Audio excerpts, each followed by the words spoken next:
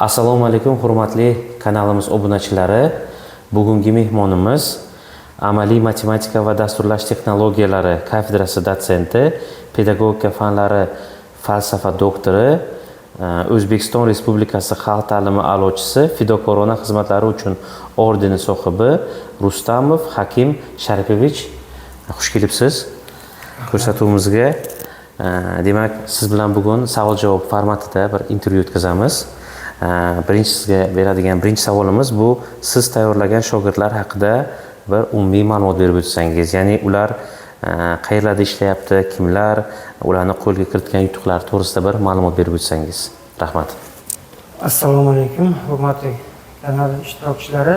Haqiqatan ham informatika sohasida bir necha yillardan buyon faoliyatimda juda ko'plab o'quvchilarni fan olimpiadalariga tayyorlaganman. Shular borasida Respublika fan olimpiadasining g'olibi sifatida undan ortiq o'quvchilarimiz bugungi kunda nufuzli kompaniyalarda, xorijiy kompaniyalarda faoliyat ko'rsatib kelmoqda. Bundan tashqari ko'pgina o'sha o'quvchilarimiz o'zining informatika sohasidagi, dasturlash sohasidagi frilanserlik faoliyatlarini yurityaptilar. Shularga misol qilib aytishimiz mumkin. Murodov Elyor degan o'quvchimiz xalqaro olimpiada qatnashchisi, Myunxen shahrida nufuzli kompaniyada faoliyat ko'rsatib kelyapti. Ahmedov Hikmat xuddi shunday frilanserlik qilyapti. Bu Amerika Qo'shma Shtatlarida magistrlikni o'qigan va hozirgi kunda frilanserlik bilan faoliyat ko'rsatyapti. Shu bilan birga Shodiyev Lochin degan shogirdimiz hozirgi paytda xorijiy mamlakatlarda IT sohasida faoliyat ko'rsatib kelmoqda. Bunga misol qilib aytishimiz mumkin. Yana Nafasov Sherali degan shogirdimiz, bundan tashqari Muhammedov Rustam degan shogirdimiz hamda Sharipov Shohrux, mana bular barchasi o'sha fan olimpiadalarining g'olibi sifatida faoliyat ko'rsatadi va oxirgi yillarda Akramov Oybek bir necha bor Respublika fan olimpiadasining g'olibi hisoblanadi. Shu bilan birga xalqaro olimpiadalarda ham faoliyat ko'rsatib, xalqaro olimpiadada ham yuqori natijalarga erishgan va hozirgi paytda Buxoro davlat universitetida o'qituvchilik qilish bilan birga Amerika Qo'shma Shtatlarining Microsoft kompaniyasida ishlashni davom ettirmoqda. Rahmat.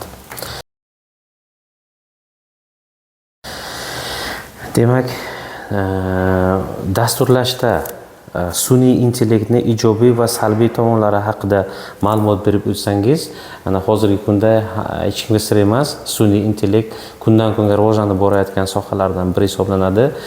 Ko'pgina sohalarda sun'iy intellektni tatbiq etish ishlari olib borilyapti. Shunga sun'iy intellektni ijobiy va salbiy tomonlari nimalardan iborat, asosan dasturlash yo'nalishiga kelganga, shunga bir o'z fikringizni bildirsangiz. Yaxshi, darhaqiqat bugungi kunda sun'iy intellekt juda ham shiddat bilan rivojlanmoqda. Har narsaning ikki tomoni bo'lgani kabi, demak sun'iy intellektning ham salbiy va ijobiy tomonlari mavjud.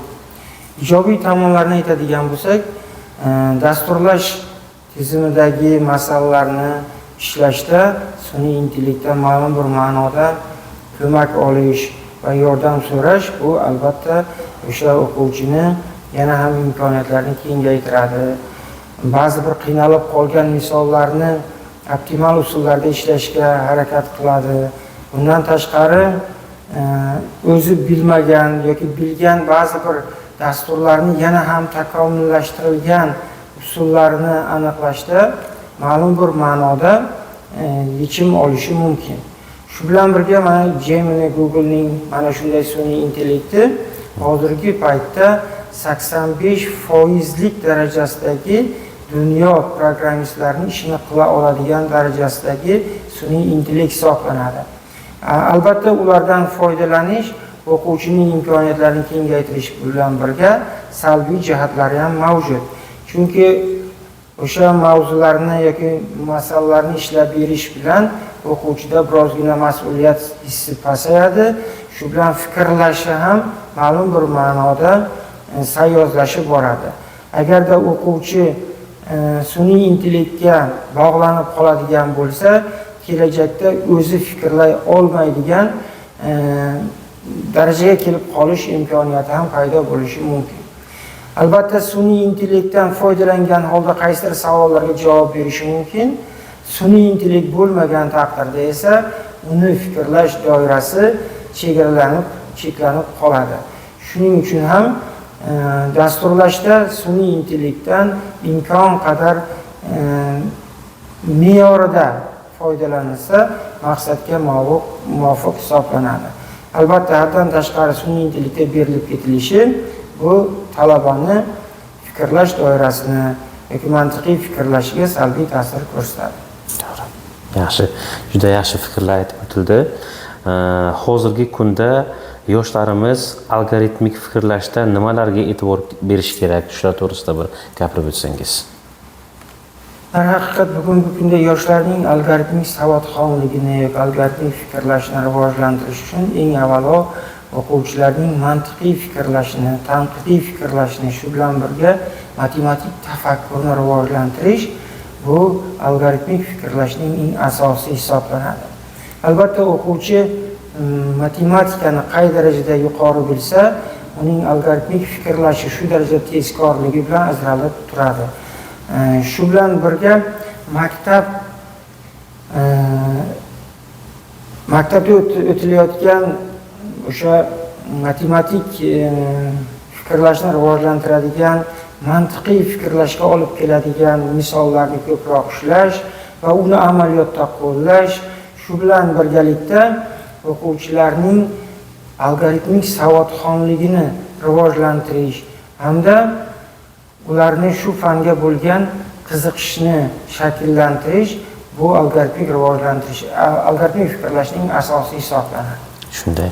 Va shu bilan birgalikda hozirgi kundani viloyat, respublika darajasida miqyosida o'tkazilayotgan xalqaro olimpiadalari, respublika olimpiadalariga tayyorgarlik ko'rayotgan maktab o'quvchilarimiz asosan nimalarga e'tibor berish kerak? Shular to'g'risida ham bir gapirib o'tsangiz. Haqiqatan bu yerda maktab o'quvchilarini respublika va xalqaro olimpiadalarga tayyorlashda eng avvalo ularni oddiydan boshlab oddiy misollarni ishlash bilan hozirgi aytib ta'kidlab o'tganimizdek mantiqiy fikrlashni rivojlantirib borish kerak. Eng avvalo o'zini bilimi shakllangandan so'nggina ularni respublika xalqaro olimpiadalarga tayyorlashga harakat qilsa maqsadga muvofiq hisoblanadi. Chunki o'quvchining bilim darajasi respublika yoki xalqaro olimpiada masalalarini yechish darajasida bo'lmasa, bunday holda u o'quvchiga salbiy ta'sir qilib, masalan, o'quvchi tomonidan masalani yecha olmasligi o'quvchini fanga bo'lgan qiziqishini so'ndiradi. Bu qiziqishni so'nishi esa uni o'sha algoritmik savodxonligini yoki bo'lmasa matematik tafakkurni rivojlantirishga ham salbiy ta'sir qiladi. Albatta, xalqaro olimpiadalarga tayyorlashda oddiydan boshlab masalalarni yechib borishi va ko'pgina mantiqiy fikrlashni rivojlantirish, ko'pgina masalalarni yechish bilan o'sha darajaga yetgandan keyin respublika olimpiadasidagi masalalarni yechish maqsadga muvofiq hisoblanadi. Juda yaxshi fikrlar bildirildi. Sizga katta rahmat. Demak, navbatdagi savolimizga o'tamiz. Hozirgi kunda zamonaviy informatika fani o'qituvchisi nimalarga e'tibor berish kerak? Shular to'g'risida bir gapirib o'tsangiz. Bugungi kunda zamonaviy informatika fani o'qituvchisi eng avvalo informatika sohasidagi bilimlarni egallashi va ularni amaliyotda qo'llay olishi zarur. Albatta, informatika fani boshqa fanlardan tubdan farq qiladi, chunki informatika fani bu doimiy tarzda, dinamik tarzda o'zgarib boruvchi fan sifatida e'tirof etiladi. Shunday ekan, informatika o'qituvchisi asosan informatika fanini doimiy tarzda egallashi, o'zini bilimlarini oshirishi, shu bilan birga uni mukammallashib, takomillashtirib borishi maqsadga muvofiq hisoblanadi. Bugungi kunda maktab o'qituvchilariga qo'yilayotgan talab juda yuqori hisoblanadi. Chunki informatika fani rivojlanishi bu jamiyat taraqqiyotining belgilashda, shu bilan birga o'quvchilarning mantiqiy fikrini oshirishda hamda xalq farovonligini yaxshilashda eng asosiy fanlardan biri hisoblanadi. Tushunarli. Va oxirgi savolimiz bu oliy ta'limning informatika yo'nalishiga kirayotgan abituriyentlarga qanday talablar qo'yilishi kerak deb o'ylaysiz? Masalan, shu informatika yo'nalishiga kirayotgan abituriyentlar qaysi fanlardan imtihon topshirishi kerak, nimalarga e'tibor berish kerak, qaysi fanlarga tayyorgarlik ko'rish kerak, shular to'g'risida bir to'xtalib o'tsak. Bugungi kunda informatika fani aytib o'tganimizdek eng asosiy fanlardan biri hisoblanadi. Shunday ekan, oliy ta'lim muassasalariga kirishda informatika fani sohasiga kiradigan bo'lsak, ularda kirish imtihonlariga informatika fanini kiritmas ekanmiz, oliy ta'limga kirayotgan shu soha talabalarining bilim darajasi yetarli emas deb o'ylayman. Shunday ekan, biz mutasaddi kishilardan so'raymizki, oliy ta'limda informatika sohasida yoki amaliy matematika yo'nalishiga kiruvchi talabalarni yoki abituriyentlarni ayniqsa informatikadagi bilimlarini boyitish, ularni bilim darajasini oshirish va dasturlash savodxonligini shakllantirishga katta e'tibor qaratish bu maqsadga muvofiq hisoblanadi.